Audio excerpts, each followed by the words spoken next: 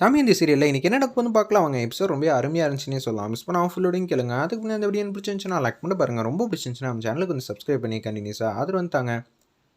Damayanti ஒத்துமொத்த family வந்திருக்காங்க அந்த இடத்துல. அப்பன்னு பார்த்து நலன் கிட்ட சத்தியம் வாங்கிட்டாங்க. நீ எதுவும் முன்கூட்டி எதுவும் பேசி வம்பிழுக்க கூடாதுன்னு சொன்னால அமைதியாக வந்து உட்காந்துட்டு இருக்காங்க அந்த இடத்துல. நம்ம நலனு எனக்கு தெரியுது பொண்ணுக்கும் மாப்பிள்ளைக்கும் சண்டை சச்சரவு வருது. மாப்பிள்ளை கொஞ்சம் தப்பான இதில் வந்து இருக்காப்புல. அதை சரி பண்ணிட்டு போகலான்னு தான் வந்திருக்கோம்.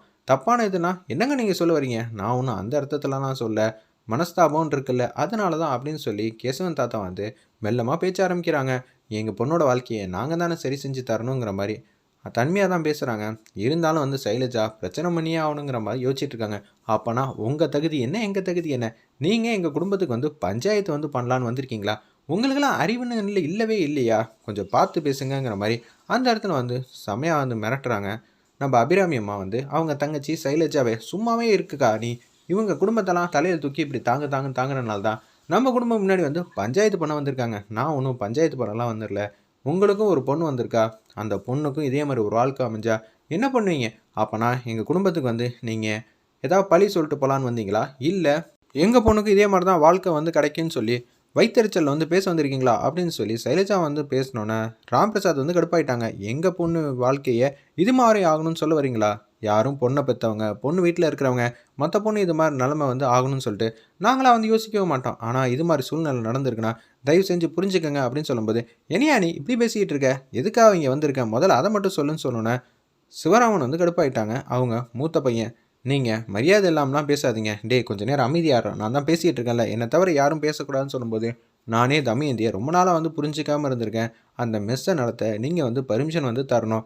அது நான் எப்படி உங்கள்கிட்டலாம் கேட்கக்கூடாது தான். இது அவளோட உரிமை. அப்போனா உங்கள் பொண்ணு என்ன செஞ்சாலும் அதுக்கேற்ற மாதிரி நாங்களும் வந்து ஜால்ரா வந்து தட்டணும்னு சொல்கிறீங்களான்னு சொல்லி ராம்பிரசாத் வம்புலுக்குன்னே இருக்காங்க. என்னது அப்பா வந்து இவ்வளோ வம்புழுத்துக்கிட்டு இருக்காங்க. ஆனால் கேசவன் வந்து பேசவே மாட்டேங்கிறாப்லையே. அவர் ஏதாவது பேசினா சண்டை பெருசாகிடும். இங்கேருந்து தமயந்தி வந்து கூட்டிகிட்டு போகிற மாதிரி ஒரு சுச்சுவேஷன் வந்து கிரியேட் ஆகிடும்னு பார்த்தா இப்படி பிரச்சனை மேலே பிரச்சனை வரவே மாட்டேங்குதேங்கிற மாதிரி நல்லா வந்து யோசிச்சுட்டு இருக்காங்க. ஒரு பக்கம் நான் ஒன்று பெர்மிஷன் தாங்கன்னு சொல்ல வரல. அதுக்கான அர்த்தத்தை முதல்ல சொல்கிறேன். முதல்ல கேளுங்க அப்படின்னு சொல்லும்போது அபிராமியமாக கடுப்பாயிட்டாங்க. ஏங்க 2 பேருக்கு வேறு வேலையே இல்லையா? சைலஜா ராம்பிரசாத் கொஞ்ச நேரம் அமைதியாக இருக்கவே மாட்டிங்களா? அதான் பெரிய மனுஷன் வந்து பேச வந்திருக்காருல்ல. ஆமாம் அப்படியே ரொம்பவே தான் பெரிய மனுஷன். சரிங்க நான் எதுவுமே சொல்ல.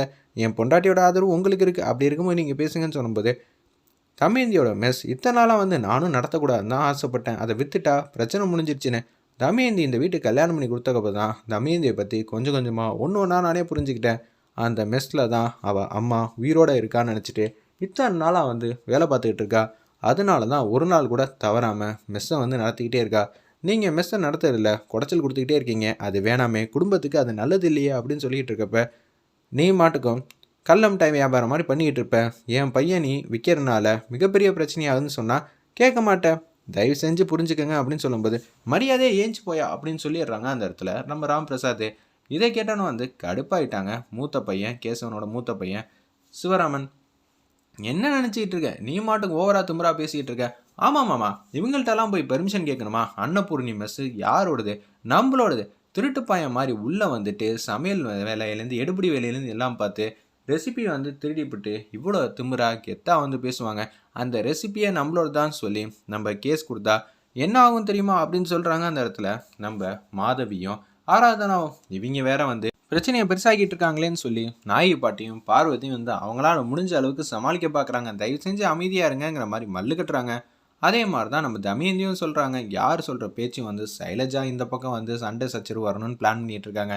இந்த பக்கம் தமயந்தி இவ்வளோ பெரிய வீட்டில் வந்து வாழணுமா? ஐயோ இந்த வீட்டில் வாழ்ந்தா நம்ம கௌரவம் என்ன ஆச்சு? அதை சொல்லி ஏதாவது கெடுத்து விட்டுறணும்னு சொல்லி ஆராதனாவும் மாதவியும் கேவலமாக யோசிச்சுக்கிட்டு 2 பேர் வந்து வாக்குவாதத்தில் இறங்கிட்டாங்க. இதை பார்த்து நலன் வந்து எதுவுமே சொல்லாமல் அமைதியாக இருக்காங்க. என்ன ஆச்சு நலனுக்கு? எதுவுமே சொல்லாமல் அமைதியாக இருக்கான். ஒன்றுமே புரியலையேங்கிற மாதிரி தான் அந்த இடத்துல நம்ம சைலஜா வந்து யோசிச்சுட்டு இருக்காங்க. ஏதாவது ஒன்று பண்ணலான்னு பார்த்தா இவன் என்ன இப்படி அமைதியாக இருக்கான்? ஏய் நலன் இப்படியே வந்து அவங்க மெஸ்ஸை நடத்திக்கிட்டே இருந்தாங்கன்னா நம்மளோட ரெசார்ட்டுக்கே என்ன ஆகுதுன்னு தெரியாதுடா. நீ எப்போ புது ப்ராஜெக்ட் வந்து நடத்துவ அப்படின்னு சொல்லும்போது அவங்க அம்மாவை பார்க்குறாங்க. நம்ம நலன் அப்படியே அமைதியாக இருக்காங்க. இனிமேட்டு என் பொண்ணை இங்கே விட்டுட்டு போகிறதுல கொஞ்சம் கூட வந்து அர்த்தம் இல்லை. நலனோட அப்பா தப்பு தப்பாக பேசுகிறாங்க. சாப்பிட்டு போகிற வரைக்கும் உங்களுக்கு டைம் இருந்தால் சாப்பிட்டு நல்லபடியாக அவங்க பொண்ணையும் சேர்த்து வந்து அழைச்சிட்டு போனீங்கன்னா நாங்கள் ரொம்ப சந்தோஷமாக இருப்போம். நானே முடிவு பண்ணிட்டேன் எல்லா பொண்ணையும் நல்ல இடத்துல கல்யாணம் பண்ணி கொடுக்கணும்னு தான் நினச்சோம். நான் உன்னை இந்த வாழ்க்கையை வந்து பறிக்கணும்னு ஆசைப்படலாமா? இங்கே இருந்தா உனக்கு குத்தி குத்தி ரணமாக தான் ஆக்கிக்கிட்டு இருப்பாங்க தவிர உன்னை நல்லபடியாக பார்த்துக்க வாய்ப்பே இல்லை. அபிராமி அம்மா தங்கமானவங்க, அவங்கள பற்றி எந்த பிரச்சனையும் இல்லை. ஆனால் இங்கே சண்டை சச்சரவு பண்ணுன்னே சொல்லிட்டு முக்கால்வாசி பேர் இருக்காங்க. அப்படி இருக்கும்போது நீ இங்கே இருந்தேன்னு வச்சுக்கிய, உனக்கு ஆதரவே இல்லை. உன் புருஷன் உனக்கு சப்போர்ட்டிவாக இருந்தால் கூட எந்த பிரச்சனையும் இல்லை. ஆனால் புருஷனே உனக்கு வினையாக இருக்கிறப்ப நம்மளால் என்ன பண்ண முடியும்? தயவு செஞ்சு புரிஞ்சுக்க, நம்ம இங்கேருந்து போகலாம் அப்படின்னு சொல்லி அந்த இடத்துல அது சொல்கிறாங்க. நம்ம கேசவன் தாத்தா, என்னை புரிஞ்சுக்குமா, நான் உன்னை நல்லபடியாக பார்த்துக்கிறேம்மா, மெஸ்ஸை வந்து திறக்கிறதுக்கு என்னென்ன செய்யணுமோ அது எல்லாத்தையும் நான் செய்கிறேன்னு சொல்லி கேசவன் தாத்தா வந்து நம்ம தம்பிங்கிட்ட வந்து பேசுகிறாங்க. இப்போ இந்த வாழ்க்கை வந்து கொஞ்சம் கம்மியான மாதிரி இருக்கும். திருப்பியும் வந்து நல்லபடியாக உனக்கு இதே பையனோட வாழ வைக்கிறேன், இல்லாட்டி நல்ல பையனாக பார்த்து வேற ஒரு கல்யாணம் பண்ணி வைக்கிறேன். இது இங்கே வேணாமா, நீ நிம்மதியாக சந்தோஷமாக இருந்தாலும் ஏன் பேத்தியாக வந்து இருந்துக்குமா அப்படின்னு சொல்லி பேசுகிறாங்க. அந்த இடத்துல நம்ம கேசவன் தாத்தா, இத்தனை நாளாக நான் உன்னை புரிஞ்சுக்காம விட்டது மிகப்பெரிய பாவமாச்சு. நம்மளோட தூணே வந்து நீதாமா, உனக்கு இவ்வளோ பெரிய கஷ்டத்தை வந்து கொடுத்துட்டு இருக்காங்க, இதெல்லாம் என்னால் பார்த்துட்டு இருக்க முடியாதுன்னு சொல்லும்போது கையை பிடிச்சி கூப்பிட்றாங்க. தாத்தா, நான் சொல்கிறேன் தப்பாக நினச்சிக்காதீங்க. இங்கே இருக்கும்போதே நம்மளால் எதையும் மாற்ற முடியலன்னா நான் அங்கே வந்து இந்த குடும்பம் இங்கே இருந்தால் மாற்ற முடியாது. அதுக்காவது நான் இங்கே இருந்து தான் ஆகணும். உன்னோட நல்ல மனசுக்கு நீ நல்லா இருப்பமா, ஆனால் சுற்றி இருக்கிறவங்க மாறாத வரைக்கும் உன் வாழ்க்கை எதுவும் மாறப்போகிறதில்ல. நான் அந்த கடவுளை வந்து வேண்டிக்கிறேன். இதனால் எனக்கு எந்த கோவமும் இல்லை. நீ எப்போ வேணாலும் நம்ம வீட்டுக்கு வரலாம் போகலாம், சரியா? நான் சொல்கிறது தாம்மா, நீ பார்த்து நடந்துக்கம்மா, அவ்வளோதான் சொல்ல முடியும். என் பேச்சை இப்போ கேட்கலன்னு சொல்லிட்டு ஐயோ தாத்தா பேச்சை கேட்கலன்னு சொல்லி வருத்தலாம் படாத. என்றைக்குமே நீ எந்த முடிவு எடுத்தாலும் உனக்கு ஆதரவாக தான் இருப்பேன்னு சொல்லி ஒத்துமொத்த ஃபேமிலியும் போயிட்டாங்க. உடனே வந்து சொடக்கு போட்டு கூப்பிட்றாங்க கேசவன் குடும்பத்தை. நம்ம நலன், டேய் எதுக்குடா சொடக்கு போட்டு இப்போ நீ அசிங்கப்படுத்த போறியா? இருமா, இப்போ என்னமோ வந்து வசனமாக பேசிகிட்டு இருந்தீங்க. தயவு செஞ்சு உங்கள் பொண்ணை நீங்கள் கூட்டிகிட்டு போயிட்டீங்கன்னா நாங்கள் நிம்மதியாக சந்தோஷமாக இருப்போம்ல. அதே மாதிரி அந்த ஒன்றையை நான் மெஸ்ஸையும் வந்து என்கிட்ட கொடுத்துருங்க. உங்களுக்கு என்ன கேட்குறீங்களா நான் தந்துடுறேன் அப்படின்னு சொல்லி நலன் வந்து கடுப்பேற்றுறாரு. அந்த இடத்துல ஒரு பக்கம் வந்து, ஏங்க தேவையில்லாமல் பேசாதீங்க, அவ்வளோதான் சொல்லுவேன். உன் குடும்பத்தை பற்றி பேசினா மட்டும் உனக்கு கோவம் வருதா? என் குடும்பத்தை பற்றி இவ்வளோ நேரம் அவர் பேசிகிட்டு இருந்தாங்களே, அம்மா அக்காவை தான் பேசாமல் அமைதியாக இருந்தேன். நலன், நீ சத்தியம் பண்ணி கொடுத்துருக்கேன். ஆமாம், அந்த மனுஷங்களாம் ஓவராக திமிரா வந்து பேசுவாங்க. இதெல்லாம் நான் பார்த்துட்டு சும்மா இருக்கணுமா? நான் தான் சொன்னேன்ல, இவன் மெஸ்ஸுக்கு எப்படி வந்தான், எப்படி வேலை பார்த்துட்டு இருந்தான், ரெசிபியை கிடச்சதுக்கப்புறம் என்ன மாதிரிலாம் பேசுகிறான், இதான் எனக்கு தெரியுமேன்னு சொல்லும்போது யாரும் பேச வேணாம், அவங்க தான் வம்புழுக்கிறாங்கன்னு தெரியுதுல்ல, இப்போதைக்கு நம்ம எதுவாக இருந்தாலும் அமைதியாக இருக்கலாம்னு சொல்லிட்டு அங்கேருந்து வந்து ஒத்துமொத்த குடும்பம் தமயந்தி குடும்பம் அப்படியே வீட்டுக்கு போகிற மாதிரி காட்டுறாங்க. சே, தமயந்தியும் கூட்டிகிட்டு வந்திருந்தா நல்லா இருக்கணும். அந்த இடத்துல வந்து மாதவியும் நம்ம ஆராதனாவும் நினச்சிட்டு போகிறாங்க. ஒரு பக்கம் வந்து ரொம்ப ஃபீலிங்காக வந்து யோசிச்சுட்டு இருக்காங்க வீட்டில் உட்காந்துக்கிட்டு அவங்க ரூமில். நம்ம தமயந்தி, நலன் வராங்க. நீ எல்லாம் வந்து இந்த வீட்டை விட்டே போக மாட்டியா? என்ன வேணும் உனக்கு? நான் தான் பணம் தரேங்கிறேன்ல. என்னோட அங்கீகாரத்தை பிடுங்கிட்டு நீங்கள் இத்தனை நாளாக எப்படி இருந்தீங்க, இப்போ எப்படி இருக்கீங்க? ஏமா, நான் ஒரு பிஸ்னஸ் மேன், நான் எதுவாக இருந்தாலும் பிஸ்னஸ் கண்ணோட்டத்தில் தான் பார்ப்பேங்கிற மாதிரி அந்த இடத்துல சொல்கிறாங்க. எவ்வளோ நாளாக வந்து நீ இந்த வீட்டில் இருக்கன்னு நானும் பார்க்குறேன்னு சொல்லும்போது அபிராமி அம்மா வந்து மன்னிப்பு கேட்குறாங்க.